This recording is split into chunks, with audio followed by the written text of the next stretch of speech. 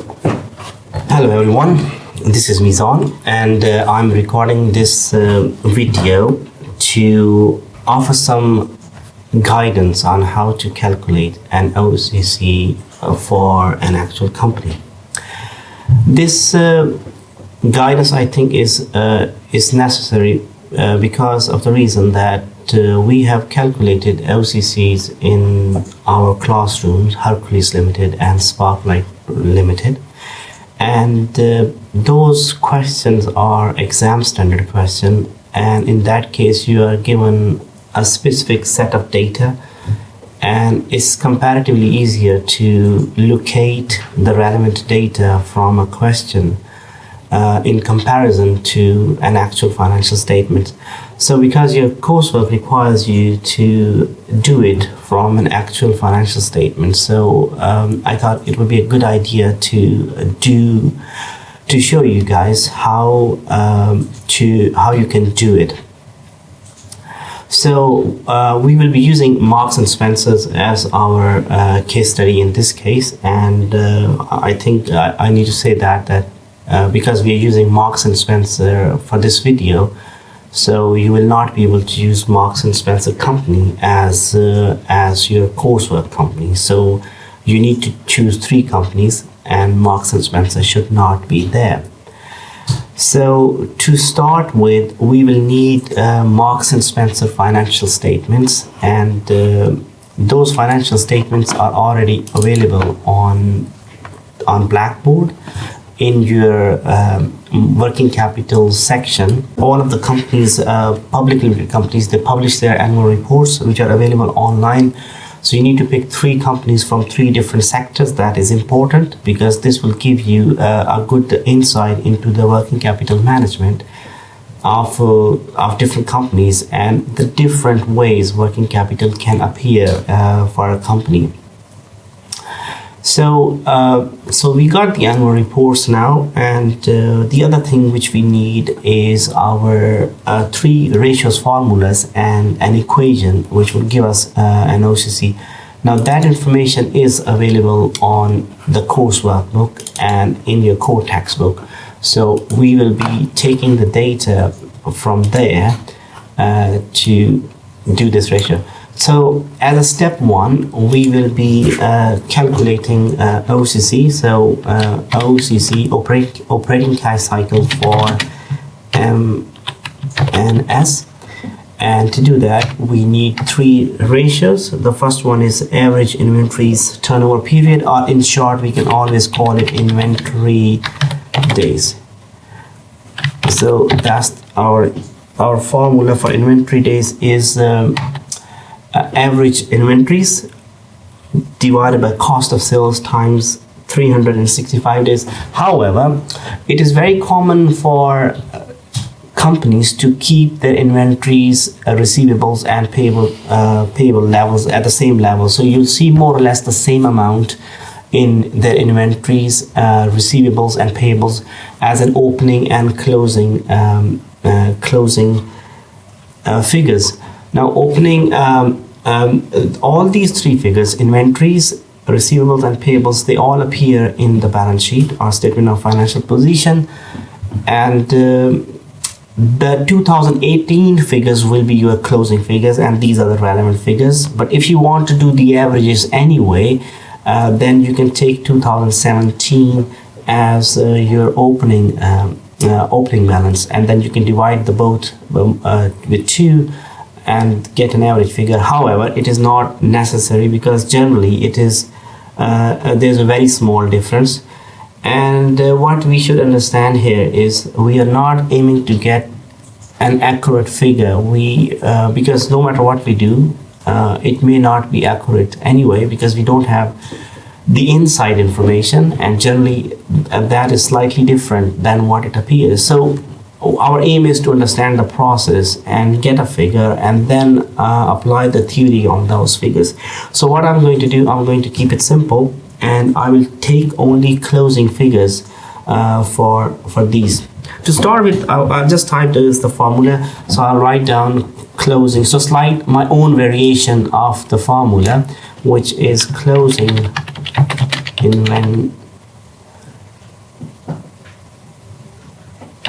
inventory divided by cost of sales times 365 days. So that's the formula which I'm using. Okay, so to do that, we can see that we need two figures basically, and if we can find those figures for closing inventory and cost of sales, we can find our result. So for that, I'm going to go to the annual reports for Marks and Spencer, and in annual reports of Marks and Spencer, I know that the income statement is on page 79. So I type 79, and it will take me directly to the income statement. Now, cost of sales should appear in income statement, however it is not there. So I'll come back to this. First I will go and get the inventory figure from the statement of financial position, which is here now. So as you can see, statement of financial position, we have assets, current assets. So under current assets, you will see figures for inventories, and for 2018 the figure is 781 million pounds. I will take that. You can see that there's a very small difference of in these figures, 758 and 700, which is around less than 5%. So it doesn't really matter if you take which figure. But if you want to be more precise about it, there is no harm in that. In that case, you can add 781 plus 758.5 divided by 2, and you can get an average figure. But yeah, I like to keep things simple. So I will take 781 million as my closing inventory. So 781 divided by cost of sales. So now I will try to look for cost of sales. For that reason, we'll go back to, for that purpose, we'll go back to our income statement, and we can see that we have revenues and then we have operating profit, and the cost of sales should sit in the middle of these two figures. So for that, what I'll do, I'll go to these notes, and these notes should explain more on the revenue and maybe on the relevant figures as well. So let's go scroll through the pages. These are all notes to the accounts, which we may mostly we don't need that, but if you want to learn more about the companies, then yes, you should have a look at that as well.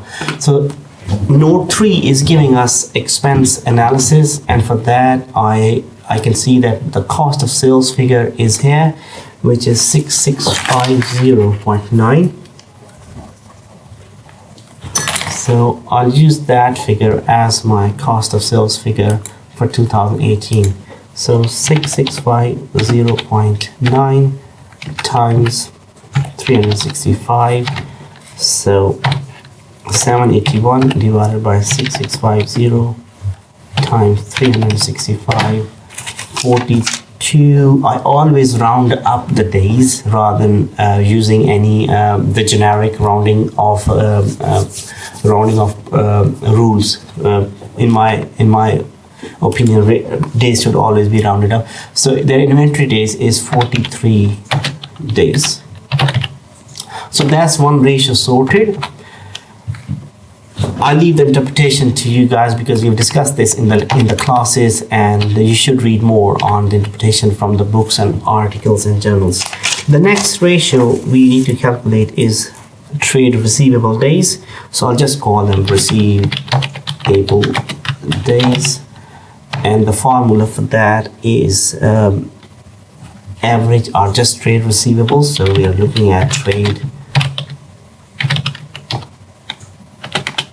receivables divided by credit sales, a figure which can cause some issues, credit sales, and times 365 days. These 365 days represents number of days in a year, just to make it clear. And now we will try to look for the figures for trade receivables. Trade receivable is an current asset, so it should appear in the statement of financial position.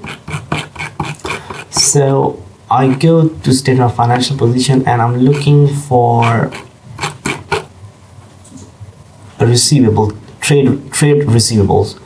So I can see trade and other receivables here. So there's a bit of a problem. Trade receivables are those receivables who are our suppliers, and other receivables could be our electricity suppliers. No, well, they will not pay us our, let's say, commission from another party, which is receivable. So that's other receivables, but we're only looking at trade receivables.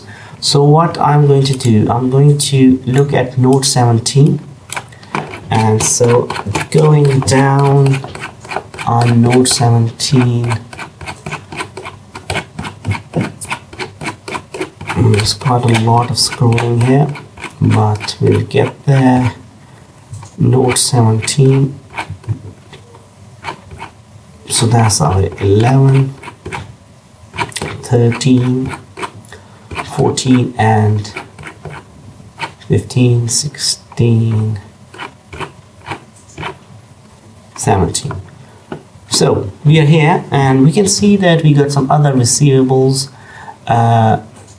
We will ignore non-currents, we keep it simple, and under the current trade receivables I got a figure of 114.3. so I'll use this figure as my trade receivables. 114.3. Now credit sales would cause some issues because there are some assumptions which we need to make here, and this figure we may never be able to get it right. But one thing which is part of the learning in this coursework is that we need to make an assumption on the matter, and accountants do that every day as part of their jobs. A lot of accounting is assumptions based, and as long as we can justify our assumptions, it's perfectly fine to use assumptions. So the thing is, credit sales will not be given. You will be given total sales, and you have to assess that what type of business your companies do. So if your company is doing business to business dealing, then in that case you can assume that all of your sales are credit sales, because that's what the norms are. However, if your company does business to end consumer type of transactions, for example, you're dealing with a supermarket, in that case obviously we know that supermarkets don't offer credit to all of the customers. So just like Marks and Spencer, for example, we go there and we have to pay cash. They generally don't accept credit. So this may look like that there shouldn't be any credit sales. However, if there are trade receivables in their financial statements, then yes, they do offer credit sales. So what are those credit sales? In this case, it will be wrong to assume that all of their sales are credit sales. So we shouldn't do this.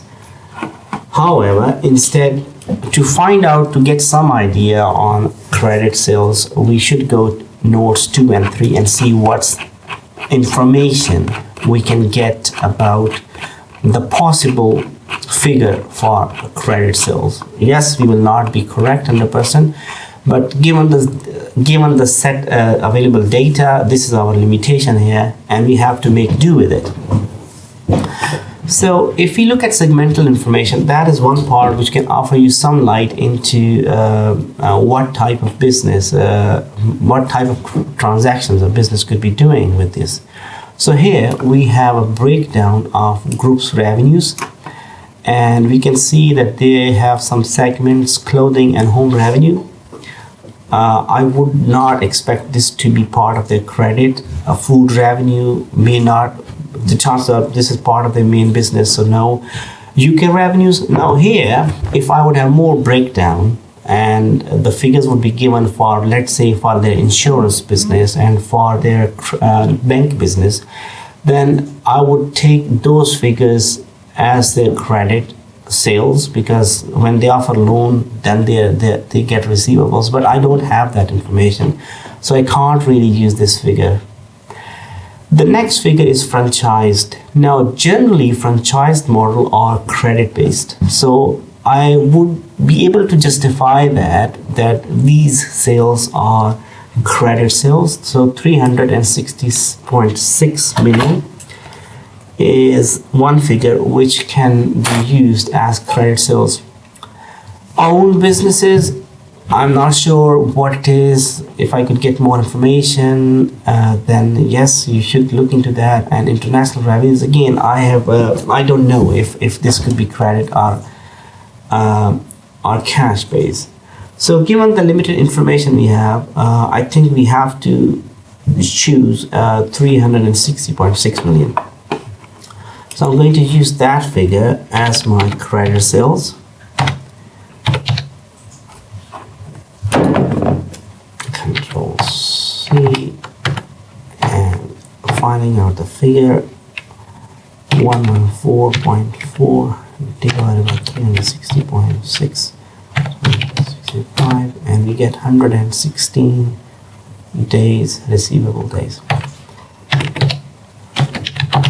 This seems like a lot of time period, around almost 4 months, which is not that far from the generic, 90 days credit period, which is allowed from business to business, but it seems like a bit more. Our figure of 360, I think, is not correct, but well, that's what we got, and we have to make do with it. So we are going to use that. So you should be getting an idea that we are not aiming for 100% correct figure from you guys, and if you don't get it right, we will not penalize you for that, as long as your assumption is reasonable. So we are looking for some reasonable assumptions when you choose a figure in your calculations.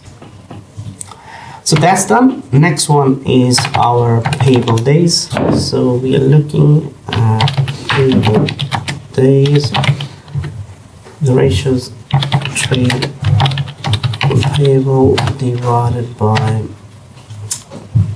credit purchases.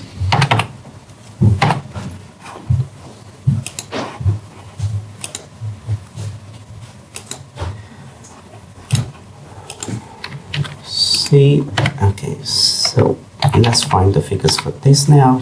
Trade payables are a liability, so they should be appearing in the statement of financial position, and we got it here.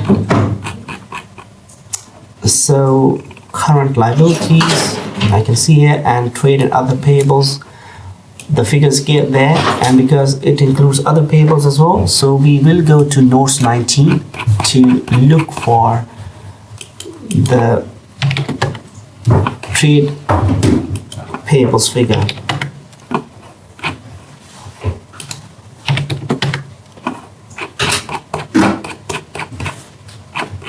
Notes 19.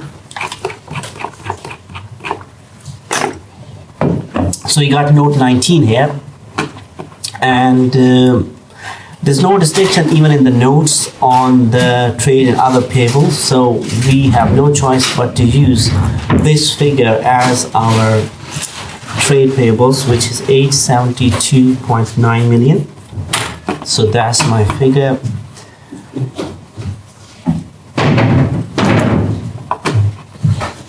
$872.9 million divided by credit purchases. Okay, so there's good news and there's a bad news when it comes to credit purchases. The good news is that credit purchases, all purchases can be assumed as credit, because all of these big businesses, it's quite normal for them to buy on credit. So it's safe to assume that all purchases are credit, unlike credit sales, where sometime in credit sales you have to make some assumption. But in credit purchases, there's no need to make an assumption. All purchases could be considered as credit. The bad news is purchases figure is never given in the financial statements. But there's an easier way to find this figure. And to do that, you can use this simple equation, which we have seen plenty of time. Cost of sales equals opening inventory plus purchases minus closing inventory. So that's the equation. So if we got cost of sales given in the financial statements, opening inventory and closing inventory is also given in the financial statements. So the balancing figure is purchases. So we can calculate purchases by rearranging this equation.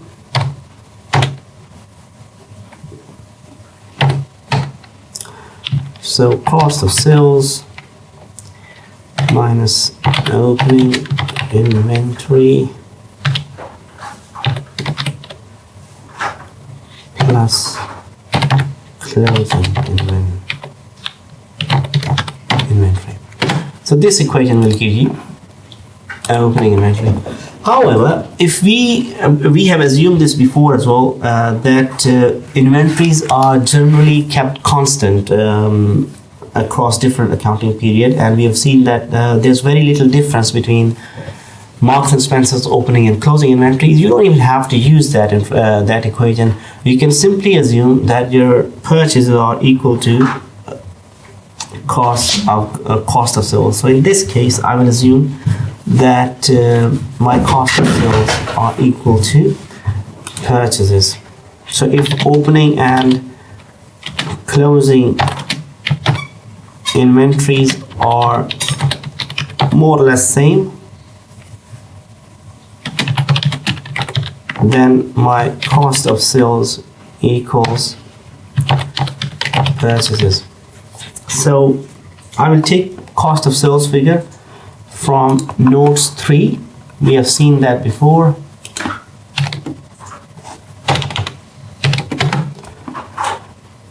Cost of sales 6650.9. So going back to my Excel,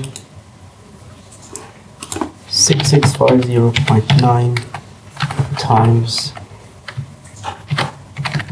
365 and 872.9 divided by 6650.9 and 365. So we get 48 days as our payable days. So that was calculating 3 ratios. Now we can put them in an equation to calculate our OCC. So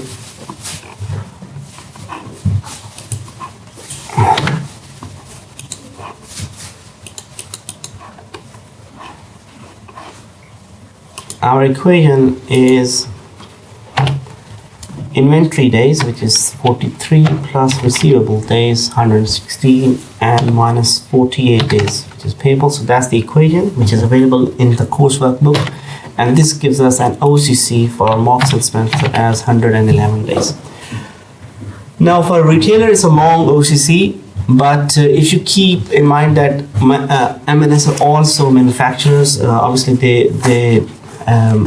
they have clothing, so they would have inventories for wool and cotton, which could be kept for a long time due to seasonality of the crop, and in that case it could be longer. I believe it's a bit less than this because we didn't get the right figure for trade receivables, but that's the figure we have, and we will use this one. Now there will be issues, obviously, and that's why it's a coursework. You will need to do some research and try to get these figures by yourself. Every company is different, so I don't expect you to follow exactly the same assumptions or same basis for your calculations. It will be different, but that's part of the coursework. And more importantly, making an assumption for credit sales, and on the basis of the right assumption, which you can justify, is part of the coursework. So I would expect you to do it yourself. Any emails which I would get for on clarification of what figure for the credit sales should be used, I will just ignore them, because it's very making it very clear that this is part of your coursework, and I can't really tell you what figure should you use for credit sales. I believe this video is more than enough to help you with your coursework figures. So good luck for your coursework.